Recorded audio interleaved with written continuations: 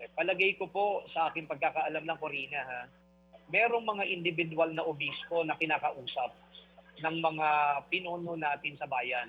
Pag sinabi natin pinuno sa bayan, matataas na official na to. I'm not Hmm. just at liberty to mention who these officials are. Pero maraming kinakausap ng mga obispo in their individual capacity. Meron din mga pinararating na pillars na di umano ay kung pwede ba na pagkarinigan. Pero ngayong kasalukuyang pinuno ng Catholic Bishops Conference of the Philippines, very prudent kasi ayaw niya ng engagement ng agad-agara na hindi kinukonsulta yung buong conference. At malalaman natin yung Corina dahil ngayong third week ng buwang ito, magkakaroon ng pagpupulong ang mga obispo. Yung kung tawagin natin ay plenary assembly. At prior to that, sa plenary assembly na yan, magkakaroon muna ng consultations din na gagawin ang bagong presidente ng CBCP.